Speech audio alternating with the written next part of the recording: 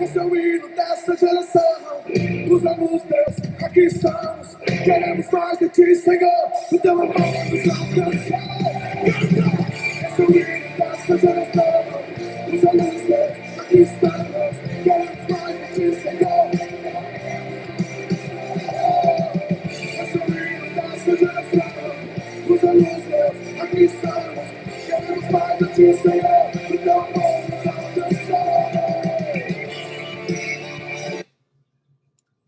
Morning, friends. Welcome back to another episode of Mike's MMA Picks Fight Morning Quick Card Breakdown Show, brought to you by BetDSI as well as MMA Oddsbreaker. We're back for a great night of fights at UFC Sao Paulo. 12 fights. We have 8 of them that are expected to go to a decision. When I looked up and down the card, you'll notice that the top four fights on the card are expected to finish, which I'm really looking forward to those last 4 fights. Another thing that stuck out to me, we have a bunch of short notice replacement fighters. In fact, when this card was put together, 9 total fights have been canceled. All right, so we're going to chat some DraftKings here. We're going to talk pick-em winners, and let's kick things off with the first fight of the night between Tracy Cortez and Vanessa Melo. Vanessa Melo, 10-6, Brazilian fighter, 7,400 in DraftKings, a plus 175 underdog. Then you've got on the other side of the fight, Tracy Cortez coming in with a lot of steam, 6-1 overall record, 8,800 in DraftKings, minus 210 at the betting window currently. A few things that I noticed when watching tape here. Vanessa Melo plods forward.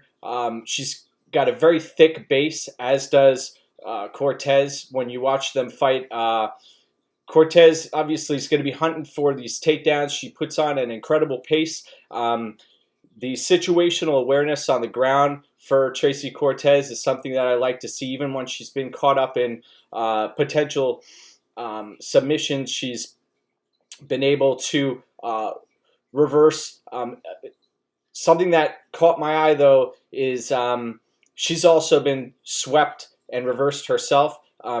Vanessa Melo, I went back and dug deeper into her resume, and this is a lady who she's 31 years old. She actually was fighting at 115 pounds a few years ago. She had a child, and you can see the extra weight that she carries is not in her upper body, and it looks like she lacks some strength in there. A few things that stuck out to me. I realized this isn't Irene Aldana that Melo is fighting against, but she seems to be pretty slick as far as head movement goes. She was getting lit up by Aldana, and there were many strikes being thrown her way, but she at least shown some sort of competence as far as her head movement goes. But I don't think this fight is going to play out on the feet as much as some expect. I think Cortez is going to get the takedown here, and that she is going to look to scramble, maintain top position, and pull away with a decision victory. So give me Tracy Cortez to pull out the victory here. And as far as a DraftKings play at 8,800, I think we may be looking at someone who could potentially be landing a number of takedowns and advancing positions. These ladies, between the two of them, have a total of 3 stoppage victories, and that is indicative of the line that says this fight is going to go to a decision at minus 380. Next up, we've got Ariane Lipski taking on late notice replacement Isabella de Padua. De Padua coming in on extreme short notice. She missed weight at 130 pounds. This young lady, this is her 6th fight in 13 months. She's the cheapest fighter on the board at 6,700. Lipski, you're getting some DraftKings value at 7,700. She's priced as a dog, but and DraftKings priced as a dog, but she's minus 260 at the betting window. Ariane Lipski. Lipski looked the part in KSW, came to the UFC, and was exposed by Molly McCann as well as Joanne Calderwood. She could be overwhelmed when she's fighting a gritty, powerful opponent. They can put her in bad positions, and also she wilts. So I watched a few fights of De Padua and not very impressed. She reminds me of a poor man's Jessica Andrade. And the one thing I'll say is she's showing up. So she's going to give Lipski a fight here. Lipski looked decent on the scales, and I was wondering why the UFC would go the extra yard to find multiple replacements. I know Macedo was coming in on short notice as well. So the UFC looks to be setting Lipski up in a spot where they're going to get her a victory here. And I see her pulling out a decision victory. This fight is expected to go to a decision at minus 265. De Padua is currently a significant underdog here. So give me Lipski to win. Next up, we've got Renan Barao. Incredible that this guy's still in the UFC with a contract, taking on Douglas Silva de Andrade. Douglas Silva de Andrade is the guy you'll remember before the Peter Yan fight. He came in and looked like a Greek god on the scales. His doctors taking great care of him, and he stormed through Chito Vera a couple of fights ago.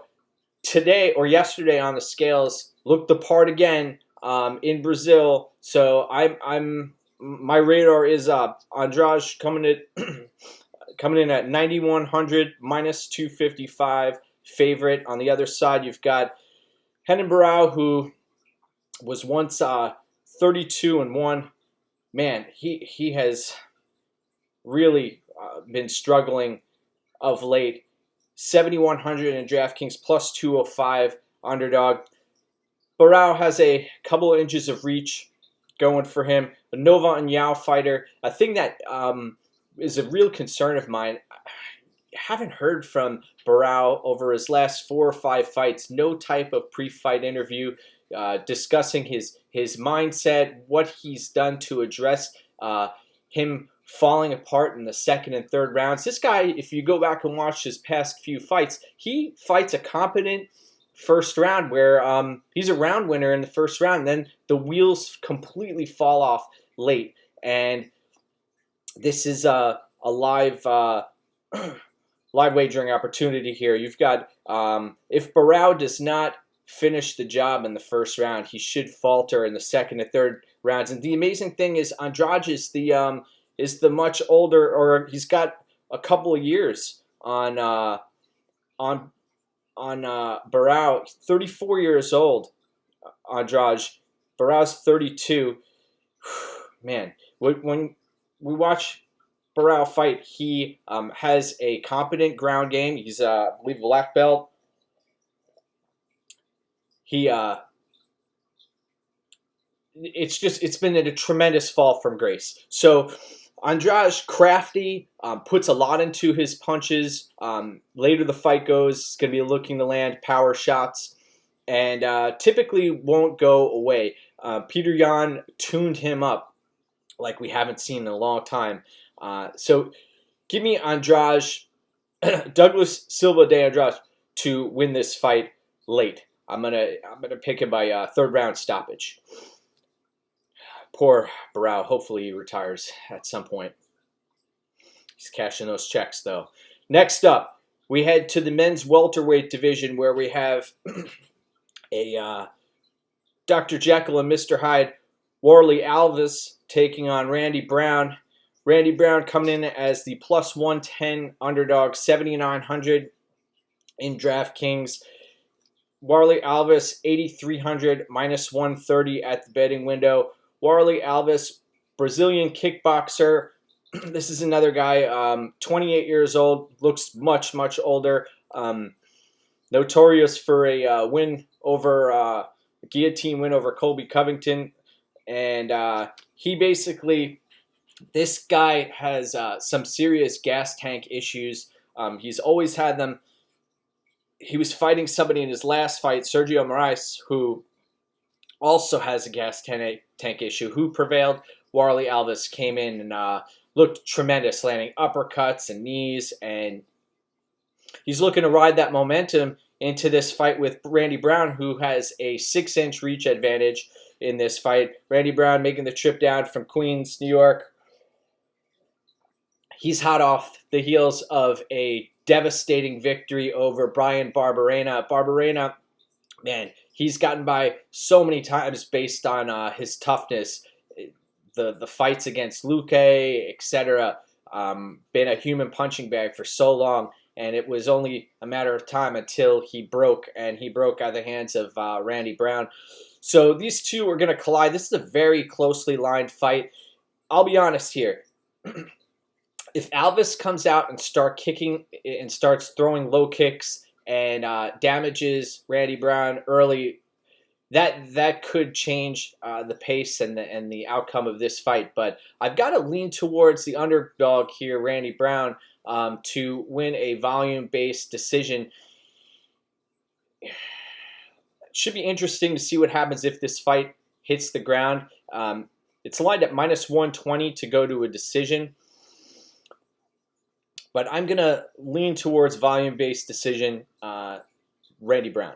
Next up, we have the ageless wonder, Francisco Trinaldo, taking on Bobby Green. Believe it or not, Bobby Green has more fights than Francisco Trinaldo. Trinaldo, supposedly 41 years old, will be turning 42 shortly.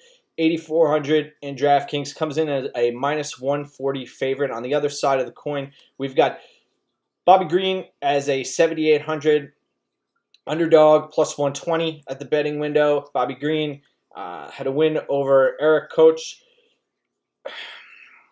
and a loss to Drakkar Klose. Drakkar Klose, tough to look good against. That guy is a grinder. And Bobby Green, you watch his fight with Lando Venata. He hangs in there. He has good, solid hands, can scramble. This fight I expect to play out on the feet. I wonder what Trinaldo learned from his unanimous decision loss to Alexander Hernandez in Texas.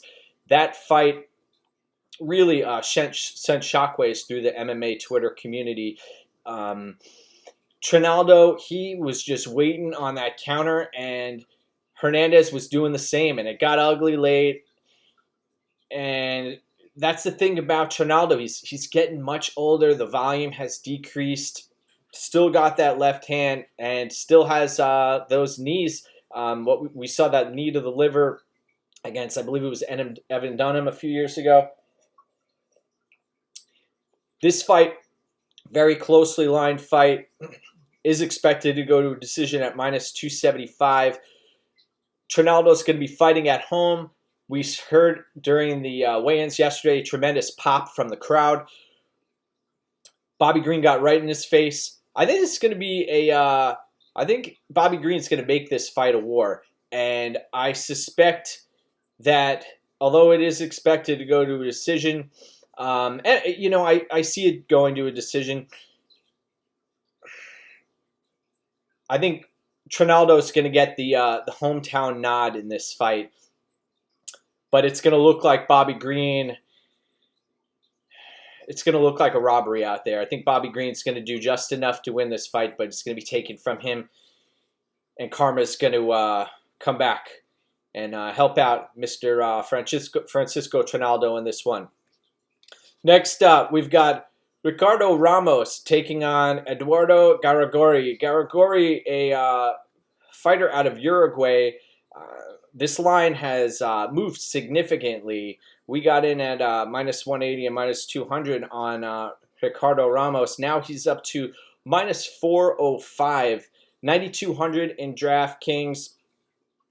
Now, Ricardo Ramos is moving up a weight class. He is only 24 years of age, starting to fill out in into his body. I'm really interested to see what the extra 10 pounds do to help him out here. I also I'm interested to see how his trip back to Team Alpha Male with Uriah Faber has helped him. Garagorri, he found himself in some trouble against the likes of Humberto Bandenay. Bandenay had him taken down, had Garagorri taken down numerous times. And we know Garagorri throws the kitchen sink at his opponents. He has tremendous heart, and he does have a gas tank. So there is some concern here for Garagorri to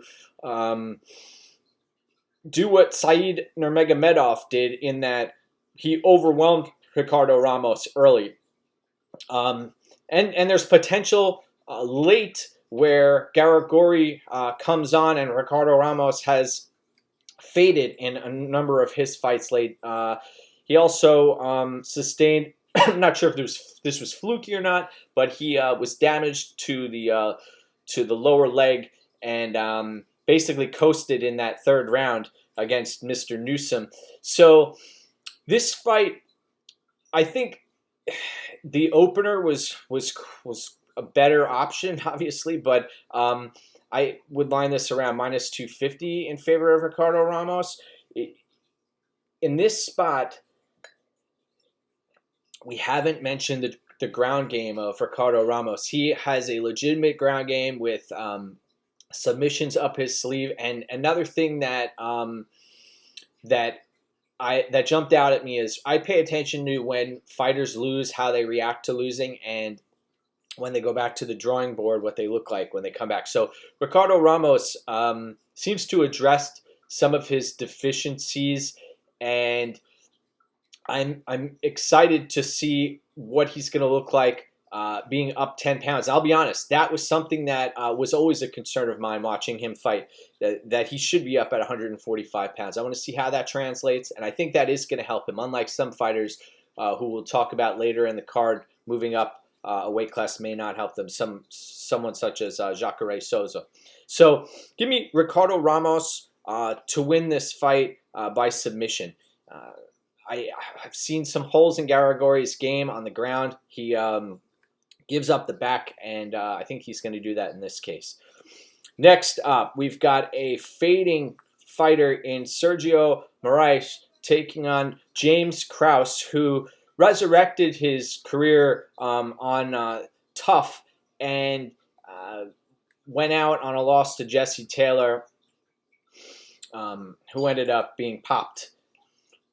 So James Krause coming in 26-7. This guy, look up and down his resume. He's fought the who's who. At one point fought Donald Cerrone and others. Minus 200 favorite, $9,000. Glory MMA, St. Louis, Missouri. He's a very high fight IQ from Mr. Krause. The likes of Grant Dawson, etc., train with him over there.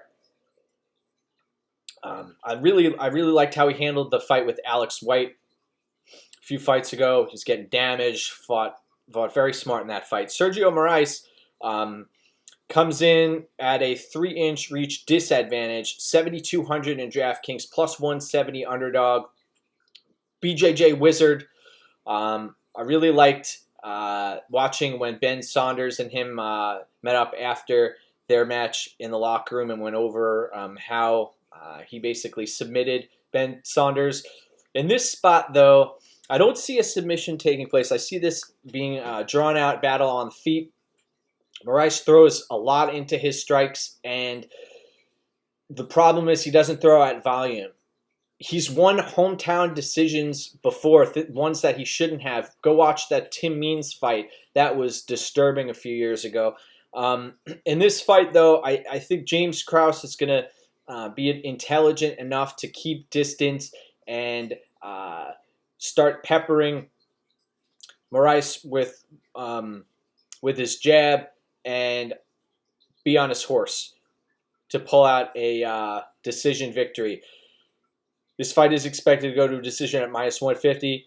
I don't think Krause is a great DraftKings play at 9,000. And I'll be avoiding Sergio Moraes. Next up, we have a really, really interesting match between two guys who like to put themselves in, or they find themselves in bad situations, overcommitting on either strikes or submissions, etc. We've got Marcus Perez taking on Wellington-Turman.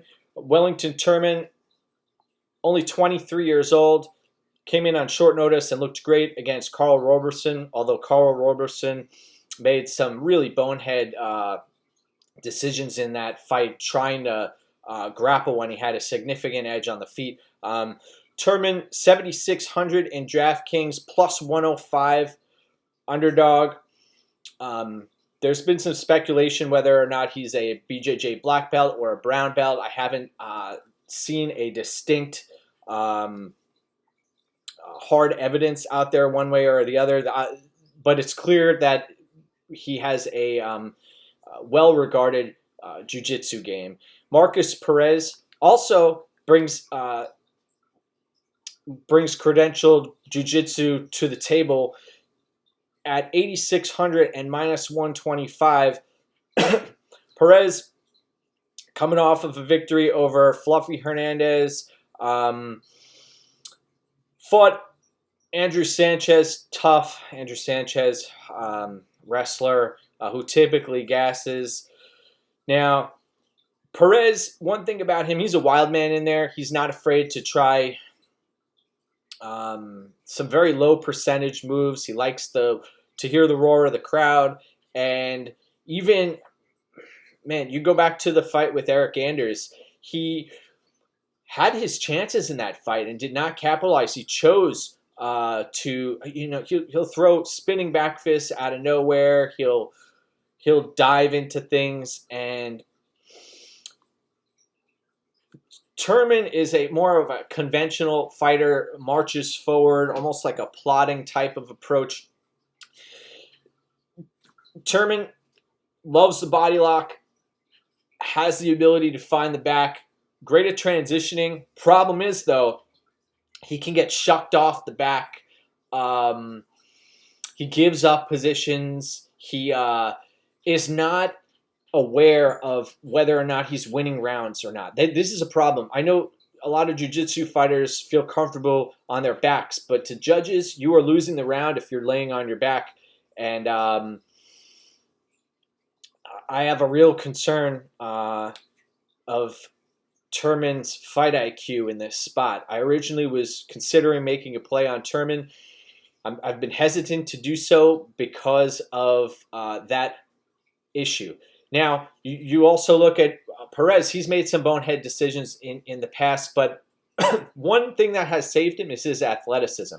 This guy, Marcus Perez, crowd favorite. He kind of big brothered Turman at the weigh-ins. I don't know if anybody saw that.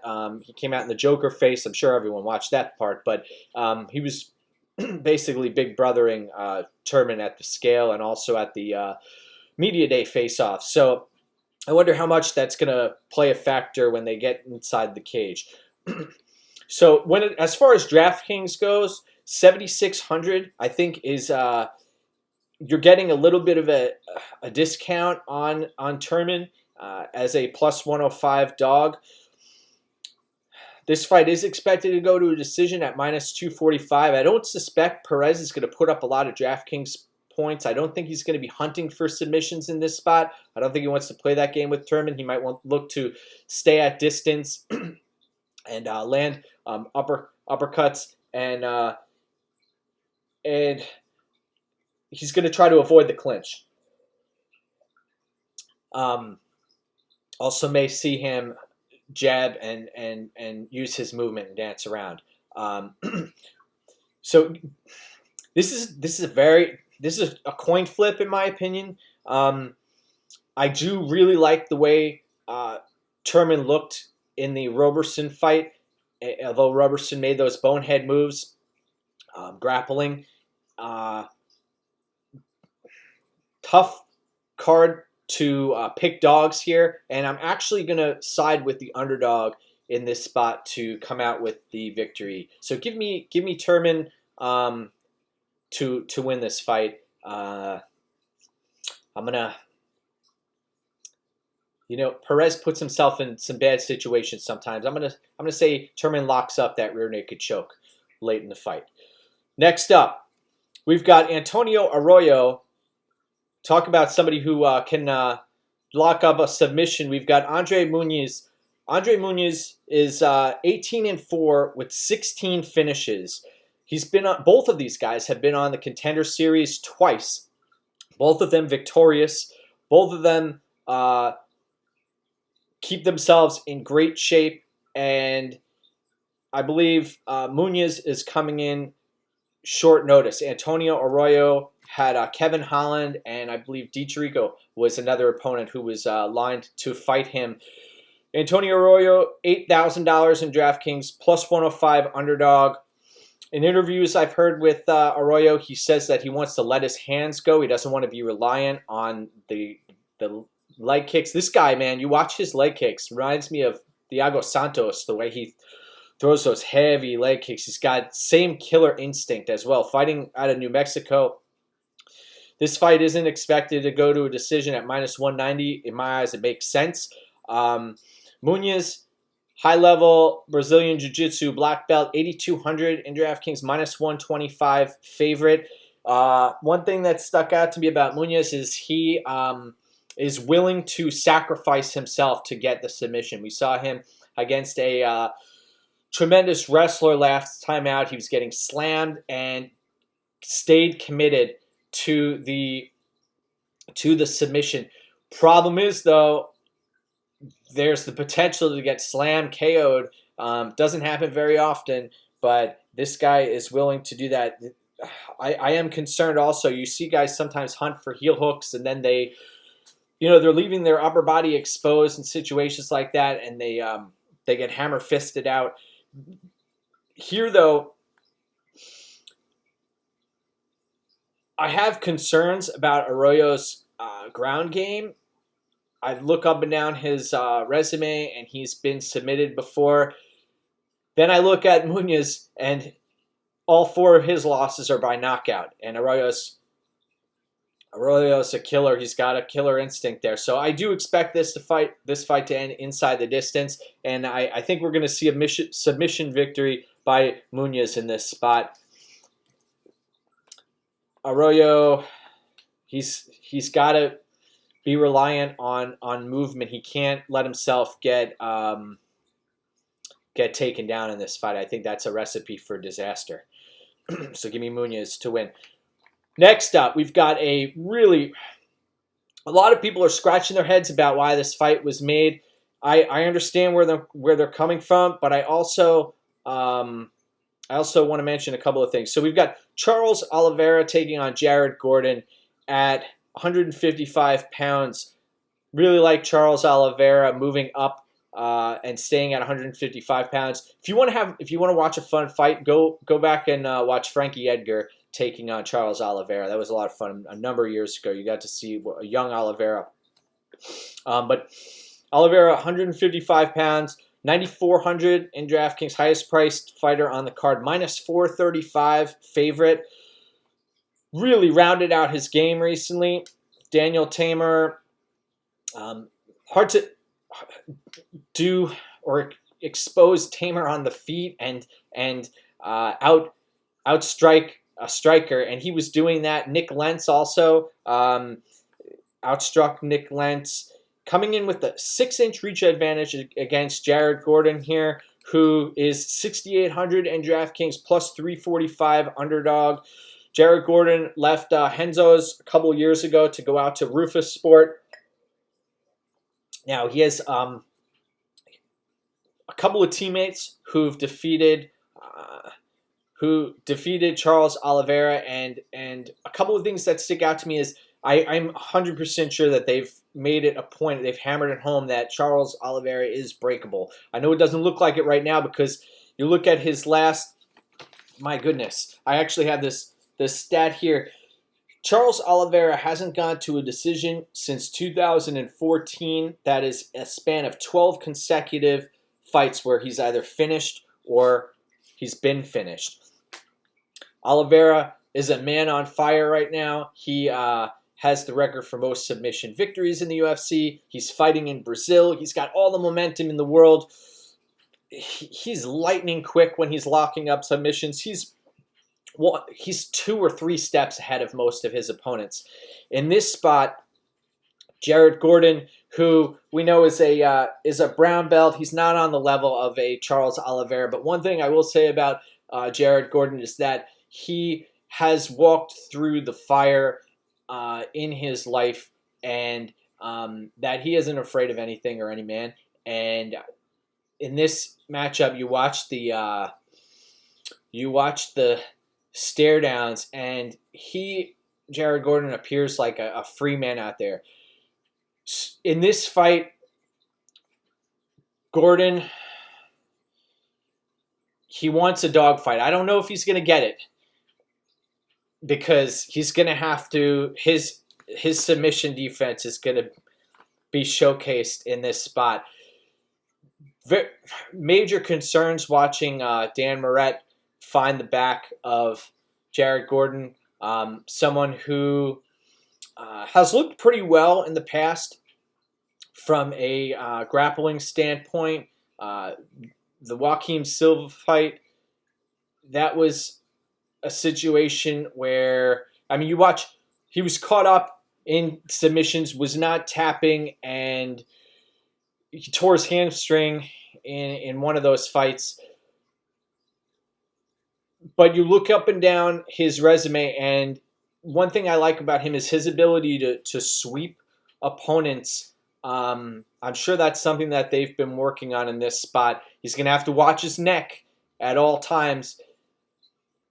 I understand if you're going to play Charles Oliveira, you might as well do it inside the distance. Something that stuck out to me, may want to take a small stab.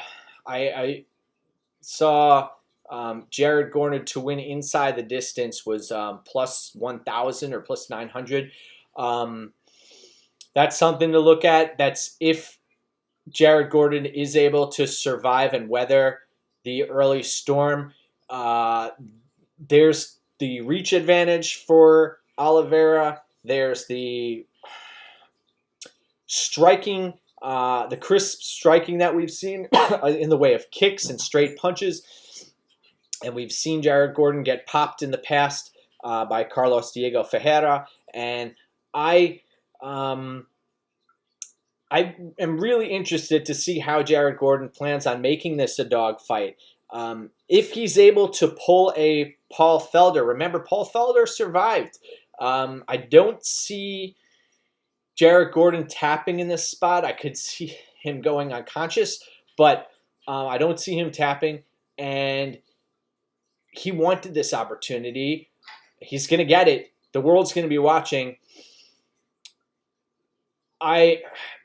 It's either Oliveira wins by submission early or Jared Gordon wins by TKO late.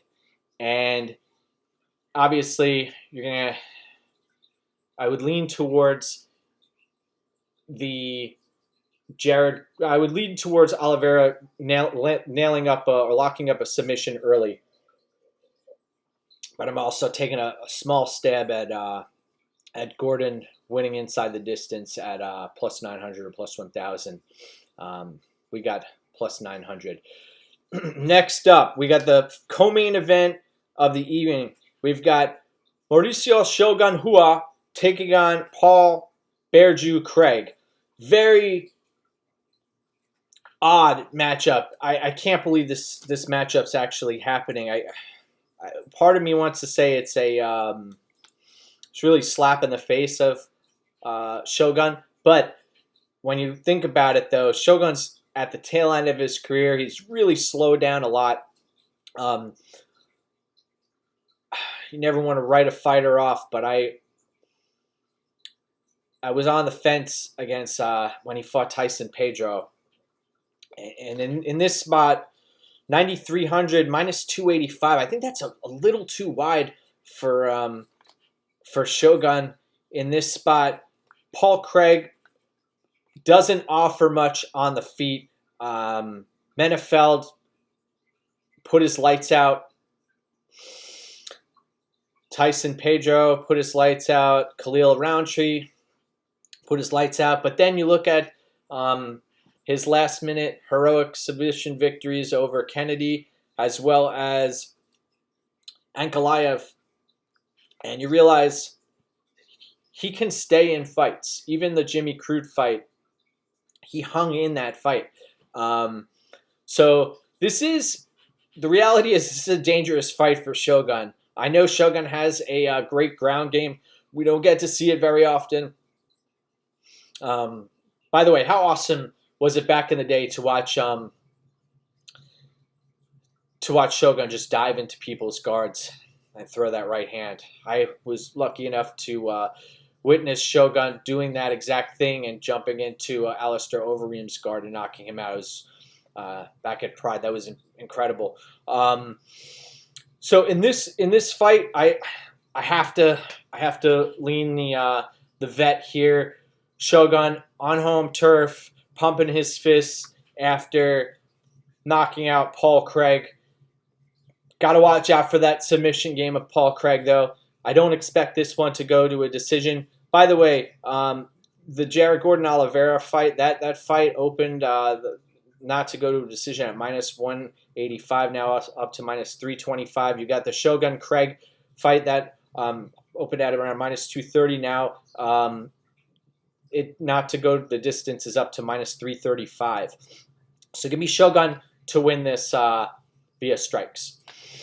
Next up, main event of the evening. Jan Blachowicz taking on Trinaldo-Souza, Jacare. I've seen Jacare fight 2 times live in person. Both times he walked away with stoppage victories. I watched him beat Tim Boach and then also knock out Chris Weidman. Blachowicz coming in with some momentum here. This is up a weight class for Jacare. Jacare 7,300 plus 155 underdog. Looks great on the scales. There's always a concern for Jacare's cardio. Despite going 5 rounds with Jack Hermanson. Jack Hermanson, though, mopped the floor with him. I felt so bad for Jacare because he was on the verge of getting that title shot, and Hermanson came in and stole the show. So Blachowicz minus 265 to that this fight isn't going to go to a decision. He's a minus 175 favorite in this spot. People wrote him off against Luke Rockhold, but he was able to stuff takedowns and show off his striking ability. He had that fight against Thiago Santos where it was teed up for him, and he got knocked out in that spot, had the whole crowd behind him. Last submission loss to Blachowicz was back in 2007. So I'll be honest, I think this fight is going to take place on the feet. I could see it going into the deeper rounds, even though both of these guys are or have been known to finish. I'm gonna think that the kicking game of Blachowicz is going to be a big help here. I could see Souza eating some kicks and not getting his hands up late in the fight and being knocked out by head kick in this spot. There's also the potential for Souza to catch one of those kicks and land a takedown and then lock up a submission. But I'm going to be leaning towards Blachowicz to get the victory in this spot. He's going to be my pick at 8,900. I want to thank everybody for tuning in today. I want to wish you the best of luck on your plays and in DraftKings. Should be a great card. It's nice to have a card that actually takes place in the evening again. So happy to be back. Thank you to BetDSI as well as MMA Oddsbreaker for hosting the podcast breakdown show. Also, you can follow me on betmma.tips as well as CapperTech. Want to wish everybody an awesome fight day. Go get what's yours. Kick ass.